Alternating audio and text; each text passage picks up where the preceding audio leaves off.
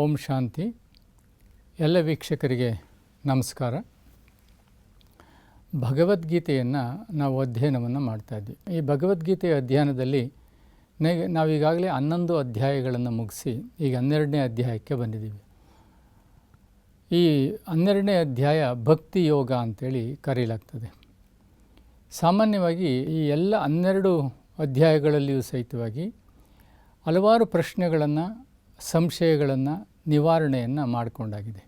ಅಂದರೆ ಭಗವದ್ಗೀತೆ ಯಾಕೆ ಬೇಕು ಅಂತೇಳಿ ಮೊದಲು ಪ್ರಶ್ನೆ ಬಂದಾಗ, ಎರಡನೇದಾಗಿ ನಾವು ಪ್ರಕೃತಿ, ಪುರುಷ, ಪರಮಾತ್ಮನ ಬಗ್ಗೆ, ಜೀವ ಜಗತ್ತಿನ ಬಗ್ಗೆ ವಿಶೇಷವಾಗಿರ್ತಕ್ಕಂಥ ಜ್ಞಾನವನ್ನು ತಿಳಿಸ್ಕೊಡಲಾಗಿದೆ. ಹಾಗೆಯೇ ಈ ಅಧ್ಯಾಯದಲ್ಲಿ ವಿಶೇಷವಾಗಿ ಭಕ್ತಿಯನ್ನು ಮಾಡ್ತಕ್ಕಂಥವರು ಯಾವ್ಯಾವ ಥರದ ಜನರಿರ್ತಾರೆ, ಭಕ್ತಿ ಯಾವ್ಯಾವ ರೂಪದಲ್ಲಿ ಮಾಡಲಾಗ್ತದೆ ಮತ್ತು ಭಕ್ತಿಯನ್ನು ಮಾಡುವುದರಿಂದ ಫಲ ಏನು ಸಿಗ್ತದೆ ಅನ್ನೋದು ಭಾಳ ಮುಖ್ಯ. ಯಾಕೆಂದರೆ ಇಲ್ಲಿ ಭಕ್ತಿ, ಜ್ಞಾನ, ವೈರಾಗ್ಯ ಅಂತೇಳಿ ಕರಿತೀವಿ. ಅನೇಕ ಯೋಗಗಳ ಬಗ್ಗೆಯೂ ನಾವು ಮಾತನಾಡ್ತೀವಿ. ಜ್ಞಾನಯೋಗ, ಭಕ್ತಿ ಯೋಗ, ಕರ್ಮಯೋಗ, ಸನ್ಯಾಸಿ ಯೋಗ, ಹಾಗೆ ಪೈಶಾಚಿಕ ಯೋಗ. ಸಾಮಾನ್ಯವಾಗಿ ಯೋಗಾಸನಗಳನ್ನು, ಸೂರ್ಯ ನಮಸ್ಕಾರ ಇವೆಲ್ಲವನ್ನೂ ಯೋಗ ಅನ್ನುವ ಶಬ್ದದಲ್ಲಿ ಪರಿಭಾಷೆಯಲ್ಲಿ ನಾವು ಬಳಸ್ಕೊಳ್ತೀವಿ. ಆದರೆ ಇಲ್ಲಿ ಗೀತಾಚಾರ್ಯನಾಗಿರ್ತಕ್ಕಂಥ ಭಗವಂತ ಮನಸ್ಸನ್ನು ನಿಯಂತ್ರಿಸುವುದು ಹೇಗೆ, ಮನಸ್ಸನ್ನು ನಾವು ಯಾವ ರೀತಿಯಲ್ಲಿ ಭಗವಂತನೊಡನೆ ಅನುಸಂಧಾನ ಕ್ರಿಯೆಗೆ ಒಳಪಡಿಸಬೇಕು ಅನ್ನೋದನ್ನು ತಿಳಿಸ್ಕೊಡ್ಲಾಗ್ತದೆ. ಇಲ್ಲಿ ಭಕ್ತಿ ಅಂತಕ್ಕಂಥದ್ದು 2 ರೂಪ ಇರ್ತದೆ ಅಂತೇಳಿ ಪ್ರಶ್ನೆ ಮಾಡಲಾಗ್ತದೆ. ಒಂದು ಸಗುಣೋಪಾಸನೆ, ಇನ್ನೊಂದನ್ನು ನಿರ್ಗುಣೋಪಾಸನೆ ಅಂತೇಳಿ ಕರಿತೀವಿ. ಈಗ ಸಗುಣೋಪಾಸನೆ ಅಂತ ಹೇಳಿದರೆ ನಾವು ಕ್ಷರ ಅಂತೇಳಿ ಕರೀಲಾಗ್ತದೆ. ಅಂತ ಹೇಳಿದರೆ ಸಾಮಾನ್ಯವಾಗಿ ನಾವು ಮಹಾತ್ಮರು, ಪುಣ್ಯಾತ್ಮರು, ಧರ್ಮಾತ್ಮರು, ದೇವಾತ್ಮರು ಹೀಗೆ ಅನೇಕ ಜನರನ್ನು ಕಾಣ್ತೀವಿ. ಇವರೆಲ್ಲರಿಗೂ ರೂಪ ಇದೆ. ಅವರು ಯಾರೇ ಇರ್ಬೋದು, ಅಥವಾ ಪುರಾಣಗಳಲ್ಲಿ ಬರ್ತಕ್ಕಂತಹ ಅನೇಕ ಪಾತ್ರಗಳಿರ್ಬೋದು. ರಾಮ, ಕೃಷ್ಣ, ಹಾಗೆ ಹನುಮಂತ, ಗಣೇಶ, ದುರ್ಗಿ, ಶಂಕರ, ಬ್ರಹ್ಮ, ವಿಷ್ಣು ಹೀಗೆ ಹಲವಾರು ಶಬ್ದಗಳನ್ನು ಪ್ರಯೋಗವನ್ನು ಮಾಡಲಾಗ್ತದೆ. ಆ ಶಬ್ದಕ್ಕೆ ತಕ್ಕ ಹಾಗೆ ರೂಪವನ್ನು ಕೊಡಲಾಗ್ತದೆ. ಇಲ್ಲಿ ಯಾರು ಸಗುಣೋಪಾಸನೆ ಅಂದರೆ ರೂಪವನ್ನು ಇಟ್ಟುಕೊಂಡು ನೆನಪು ಮಾಡ್ತಾರೆಯೋ ಅವರನ್ನು ನಾವು ಸಗುಣೋಪಾಸಕರು ಅಂತೇಳಿ ಕರಿತೀನಿ. ಅದಕ್ಕಾಗಿ ಅರ್ಜುನ ಒಂದು ಪ್ರಶ್ನೆ ಕೇಳ್ತಾನೆ. ಇಲ್ಲಿ ಸಗುಣೋಪಾಸನೆ, ನಿರ್ಗುಣೋಪಾಸನೆ ಅಂತೇಳಿ 2 ಇದೆ.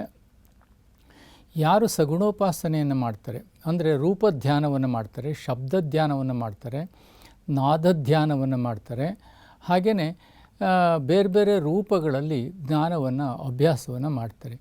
ಇವರಿಗೆ ನೀನು ಯಾವ ರೀತಿಯಾಗಿರ್ತಕ್ಕಂಥ ಪರಮಗತಿಯನ್ನು ಕೊಡ್ತೀಯಾ ಅಂತ ಹೇಳಿದಾಗ, ಆದರೆ ಸಗುಣೋಪಾಸನೆಯನ್ನು ಮಾಡ್ತಕ್ಕಂಥವರು ಹೆಚ್ಚು ಜ್ಞಾನ ಇರೋದಿಲ್ಲ ಅವ್ರ ಹತ್ರನ.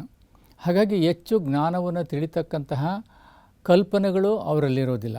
ಅಂದರೆ ಇಲ್ಲಿ ಭಾವನೆ ಹೆಚ್ಚಾಗಿ ಕೆಲಸ ಮಾಡ್ತದೆ. ಭಕ್ತಿ ಅಂತ ಅಂದರೆ ಪ್ರೀತಿ, ಅಂದರೆ ಭಗವಂತನ ಮೇಲೆ ಪ್ರೀತಿ ಇದ್ದಾಗ ಆ ಪ್ರೀತಿಯನ್ನು ವ್ಯಕ್ತಪಡಿಸ್ತಕ್ಕಂತಹ ಮಾಧ್ಯಮಗಳು ಅನೇಕವಿರ್ಬೋದು. ಅದು ನವದಾ ಭಕ್ತಿ ಇರ್ಬೋದು, ಅಥವಾ ವಿವಿಧ ರೂಪದ ಭಕ್ತಿಯ ಮಾರ್ಗಗಳಿರ್ಬೋದು. ಕೆಲವರು ಏನು ಮಾಡ್ತಾರೆ ಅಂತ ಹೇಳಿದರೆ ಹಾಡುಗಳ ರೂಪದಲ್ಲಿ, ಅಂದರೆ ಈಗ ಕನಕದಾಸರಿರ್ಬೋದು, ಅಥವಾ ದಾಸ ಪರಂಪರೆ ಇರ್ಬೋದು, ಇನ್ನೂ ಅನೇಕರು ಸಹಿತವಾಗಿ ಜಾನಪದ ಹಾಡುಗಾರರಿರ್ಬೋದು. ಹೀಗೆ ಇವರೆಲ್ಲರೂ ಸಹಿತವಾಗಿ ಸಂಗೀತಗಾರರು. ಇವರೆಲ್ಲರೂ ಅದನ್ನೇ ಒಂದು ತಪಸ್ಸು ಅಂತೇಳಿ ತಿಳ್ಕೊಂಡು ಶಬ್ದೋಚ್ಚಾರಣೆಯಲ್ಲಿ ಶಬ್ದದೊಡನೆ ತಮ್ಮ ಮನಸ್ಸನ್ನು ಬೇಯಿಸತಕ್ಕಂತಹ, ತಮ್ಮ ಮನಸ್ಸನ್ನು ಆ ಶಬ್ದದೊಡನೆ ಅನುಸಂಧಾನ ಮಾಡ್ತಕ್ಕಂಥ ಪ್ರಯತ್ನವನ್ನು ಮಾಡಲಾಗ್ತದೆ. ಇನ್ನು ಕೆಲವರು ಏನು ಮಾಡ್ತಾರೆ ಅಂದರೆ ರೂಪಧ್ಯಾನ ಅಂತ ಕರಿತೀವಿ ನಾವು.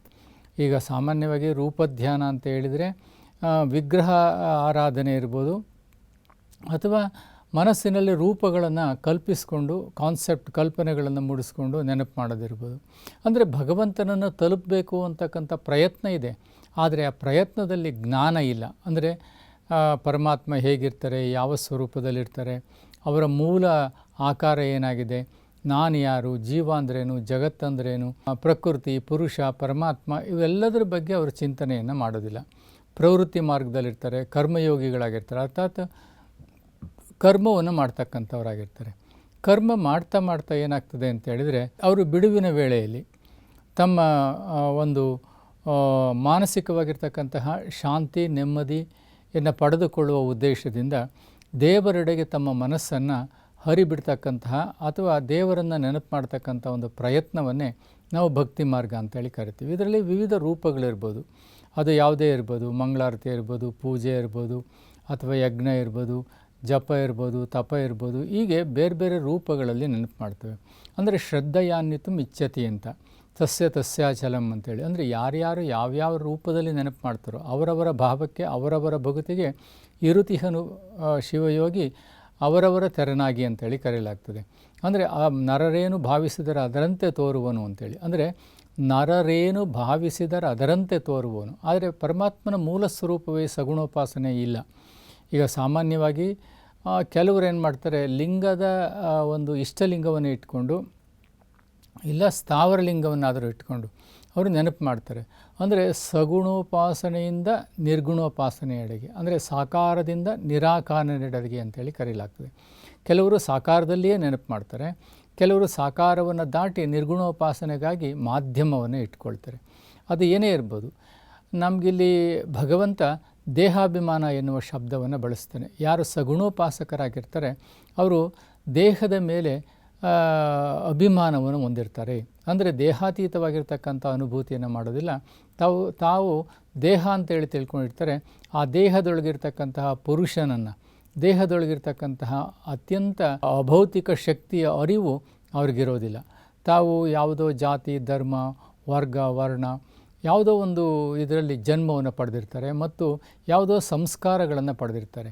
ಆ ಸಂಸ್ಕಾರಕ್ಕೆ ಅನುಗುಣವಾಗಿ ಅವರು ದೇವರನ್ನು, ಈಗ ಉದಾಹರಣೆಗೆ ಕೆಲವು ಕಾಳಿಕಾಂಬೆಯನ್ನು ನೆನಪು ಮಾಡ್ಬೋದು, ಕೃಷ್ಣನ ನೆನಪು ಮಾಡ್ಬೋದು, ರಾಮನನ್ನು ನೆನಪು ಮಾಡ್ಬೋದು, ಅಥವಾ ಅಲ್ಲ, ಖುದ, ಈಶ್ವರ, ಓಂಕಾರ, ಹೀಗೆ ಬೇರೆ ಬೇರೆ ರೂಪಗಳನ್ನು ಇಟ್ಟು ನೆನಪು ಮಾಡ್ತಾರೆ. ಅವ್ರಿಗೆ ಯಾರ್ಯಾರು ಯಾವ್ಯಾವ ರೂಪದಲ್ಲಿ ಶ್ರದ್ಧೆಯನ್ನು ಇಡ್ತಾರೋ, ಶ್ರದ್ಧವಾನ್ ಲಭ್ಯತೆ ಜ್ಞಾನಂ ಅಂತೇಳಿ. ಅಂದರೆ ಭಕ್ತಿ, ಜ್ಞಾನ, ವೈರಾಗ್ಯ ಅಂತೇಳಿ ಕರಿತೀವಿ. ಭಕ್ತಿಯನ್ನು ಚೆನ್ನಾಗಿ ಮಾಡಿದರೆ ನಿಮಗೆ ಜ್ಞಾನ ಸಿಗ್ತದೆ, ಜ್ಞಾನದಿಂದ ವೈರಾಗ್ಯ ಸಿಗ್ತದೆ. ಹಾಗಂತ ಹೇಳ್ಬಿಟ್ಟು ಭಕ್ತಿಯಲ್ಲಿ ಜ್ಞಾನ ಇದೆಯೇ? ಇಲ್ಲ. ಯಾಕೆ ಅಂತ ಹೇಳಿದರೆ ಅಲ್ಲಿ ಕೇವಲ ಇನ್ಫಾರ್ಮೇಷನ್ ಇರ್ತದೆ. ಅದು ವೇದಗಳಿರ್ಬೋದು, ಶಾಸ್ತ್ರಗಳಿರ್ಬೋದು, ಪುರಾಣಗಳಿರ್ಬೋದು, ಮಹಾಕಾವ್ಯಗಳಿರ್ಬೋದು, ವೇದ ಇರ್ಬೋದು, ವೇದಾಂತ ಇರ್ಬೋದು, ಹೀಗೆ ಹಲವಾರು ರೂಪಗಳಲ್ಲಿ ಆ ಒಂದು ಮಾಹಿತಿಯನ್ನು ಇಟ್ಕೊಂಡು, ವೇದಗಳಲ್ಲೇನಿದೆ ಅಥವಾ ಶಾಸ್ತ್ರಗಳಲ್ಲೇನಿದೆ ಇವುಗಳನ್ನು ಮಾತ್ರ ಇಟ್ಟುಕೊಂಡು ಅವರು ನೆನಪು ಮಾಡ್ತಾರೆ. ಹಾಗಾಗಿ ಅವರನ್ನು ನಾವು ಸಗುಣೋಪಾಸಕರು ಅಂತೇಳಿ ಕರಿತೀವಿ. ಅಂದರೆ ವೇದ, ಶಾಸ್ತ್ರ, ಪುರಾಣ, ಮಹಾಕಾವ್ಯ, ವೇದಾಂತಗಳಿರ್ತಕ್ಕಂಥ ರೂಪಗಳನ್ನ ಇಟ್ಕೊಂಡು. ಆದರೆ ಅವರು ಜ್ಞಾನಿಗಳೇ.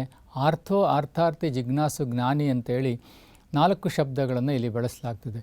ಇಲ್ಲಿ ಆರ್ತರು ಮತ್ತು ಜಿಜ್ಞಾಸುಗಳು, ಅರ್ಥಾರ್ಥಿಗಳು ಮಾತ್ರ ಅವರು ಭಕ್ತಿಯನ್ನು ಅಥವಾ ರೂಪವನ್ನು ಇಟ್ಕೊಂಡು ನೆನಪು ಮಾಡ್ತಾರೆ. ಅದು ಜ್ಞಾನ ಇಲ್ಲದೇ ಇರುವುದರಿಂದ ಅವರಿಗೆ ಅಲ್ಪ ಕಾಲದ ಪ್ರಾಪ್ತಿ ಸಿಗ್ತದೆ ಹೊರತು ಅವರಿಗೆ ಪರಮಗತಿಯನ್ನು ಹೊಂದಲಿಕ್ಕೆ ಸಾಧ್ಯತೆ ಇಲ್ಲ. ಆದರೆ ಒಬ್ಬ ಒಳ್ಳೆಯ ಭಕ್ತನಾಗಿರ್ತಕ್ಕಂಥವನ ಲಕ್ಷಣಗಳನ್ನು ಈ ಅಧ್ಯಾಯದಲ್ಲಿ ಹೇಳಲಾಗ್ತದೆ. ಅವನು ಹೇಗೆ ರಾಗದ್ವೇಷಗಳಿಂದ ದೂರ ಇರ್ತಾನೆ, ಅವನು ಯಾವುದೇ ರೀತಿಯಾಗಿರ್ತಕ್ಕಂತಹ ಇಮೋಷ್ನಲ್ ಇಂಬ್ಯಾಲೆನ್ಸ್ ಅಂತೇಳಿ ಕರಿತೀವಿ. ಅಂದರೆ ಭಾವನಾತ್ಮಕತೆಯಲ್ಲಿ ಅಸಮತೋಲನ, ಆವೇಗಗಳಂತೇಳಿ ಕರೆಯಲಾಗ್ತದೆ. ಆವೇಗಗಳಿಂದ ಅವನು ಯಾವ ರೀತಿಯಲ್ಲಿ ಹೊರಗಡೆ ಇರ್ತಾನೆ ಎನ್ನುವುದನ್ನು ಹೇಳಲಾಗ್ತದೆ. ಹೀಗಾಗಿ ಭಕ್ತನಾಗಿರ್ತಕ್ಕಂಥವನಲ್ಲಿಯೂ ಕೆಲವು ಒಳ್ಳೆಯ ಗುಣಗಳಿರ್ತದೆ. ಯಾಕೆ ಅಂತ ಹೇಳಿದರೆ ಅವನಿಗೆ ಕಾನ್ಸಂಟ್ರೇಷನ್, ಒಂದು ಶ್ರದ್ಧೆ ಇರ್ತದೆ. ಶ್ರದ್ಧೆ ಅಂದರೆ ಒಂದು ಸಿದ್ಧಾಂತದಲ್ಲಿ ನಂಬಿಕೆಯನ್ನು ಇಟ್ಕೊಂಡಿರ್ತಾರೆ. ಆ ಸಿದ್ಧಾಂತವನ್ನು ನಂಬಿಕೆ ಇಟ್ಕೊಂಡು ಹಲವಾರು ನಂಬಿಕೆಗಳನ್ನ ಬೆಳೆಸ್ಕೊಳ್ತಾರೆ. ಅವು ಮೂಢನಂಬಿಕೆಗಳಿರ್ಬೋದು, ಅಥವಾ ಅವುಗಳು ಕೇವಲ ನಂಬಿಕೆಗಳಾಗಿರ್ಬೋದು, ಸಿದ್ಧಾಂತಗಳಾಗಿರ್ಬೋದು, ಅಥವಾ ಬೇರೆಯವರು ಹೇಳಿಕೊಟ್ಟಂತಹ ಮಾರ್ಗದರ್ಶನಗಳಾಗಿರ್ಬೋದು. ಅವುಗಳನ್ನು ಇಟ್ಕೊಂಡು ಅವರು ನೆನಪು ಮಾಡ್ತಾರೆ. ಆದರೆ ಭಗವದ್ಗೀತೆ ಅಥವಾ ಗೀತಾಚಾರ್ಯನಾಗಿರ್ತಕ್ಕಂಥ ಭಗವಂತ ಅದನ್ನು ಜ್ಞಾನ ಅಂತೇಳಿ ಕರೆಯೋದಿಲ್ಲ. ಇನ್ನು ನಿರಾಕಾರ ರೂಪ ಅಂದರೆ ಸಗುಣೋಪಾಸನೆ ಮತ್ತು ನಿರ್ಗುಣೋಪಾಸನೆ. ಅವ್ಯಕ್ತನೂ ಅಯೋನಿಜನೂ ಆಗಿರ್ತಕ್ಕಂಥ, ಅಕಾಯನಾಗಿರ್ತಕ್ಕಂಥ, ಜ್ಯೋತಿ ಸ್ವರೂಪನಾಗಿರ್ತಕ್ಕಂಥ ಪರಮಾತ್ಮನನ್ನು ಯಾರು ನೆನಪು ಮಾಡ್ತಾರೆ ಅವರನ್ನು ನಾವು ನಿರ್ಗುಣೋಪಾಸನೆ ಅಂತೇಳಿ ಕರೆಯಲಾಗ್ತದೆ. ಅಂದರೆ ಇಲ್ಲಿ ನಿರ್ಗುಣೋಪಾಸನೆ ಅಂತ ಹೇಳಿದರೆ ಪರಮಾತ್ಮನು ರೂಪವನ್ನು ಹೊಂದಿರೋದಿಲ್ಲ, ಶಬ್ದಾತೀತನಾಗಿರ್ತಾನೆ, ರೂಪಾತೀತನಾಗಿರ್ತಾನೆ, ಹಾಗೆಯೇ ಈ ಎಲ್ಲ ಪಂಚತತ್ವಗಳಿಂದ ಅತೀತನಾಗಿರ್ತಾನೆ. ಹಾಗಾಗಿ ಸಗುಣೋಪಾಸಕರು ಪಂಚಭೂತಗಳನ್ನು ಅಥವಾ ಸಾಂಖ್ಯದಲ್ಲಿ ಏನು 36 ರೀತಿಯಾಗಿರ್ತಕ್ಕಂಥ ಎಲಿಮೆಂಟ್ಸ್ ಅಂತೇಳಿ ಕರೀತಾರೆ, ಅವರ ಮೂಲಕವಾಗಿ ಅವರು ನೆನಪು ಮಾಡ್ತಾರೆ. ಹಾಗಾಗಿ ಭಕ್ತಿ ಯೋಗದಲ್ಲಿ ಭಕ್ತಿ ಮತ್ತು 2 ರೂಪದಲ್ಲಿ, ಅಂದರೆ ಶಾಸ್ತ್ರೀಯವಾಗಿರ್ತಕ್ಕಂಥ ಭಕ್ತಿ, ಕರ್ಮದ ಆಧಾರಿತವಾಗಿರ್ತಕ್ಕಂಥ ಭಕ್ತಿ, ಧ್ಯಾನಾಧಾರಿತವಾಗಿರ್ತಕ್ಕಂಥ ಭಕ್ತಿ, ಹಾಗೆಯೇ ಅವ್ಯಕ್ತ ರೂಪದ ಭಕ್ತಿ, ಹೀಗೆ ಬೇರೆ ಬೇರೆ ರೂಪದ ಭಕ್ತಿಯನ್ನು ಇಲ್ಲಿ ವಿವರಿಸಲಾಗ್ತದೆ. ಅದೇನೇ ಇರ್ಬೋದು.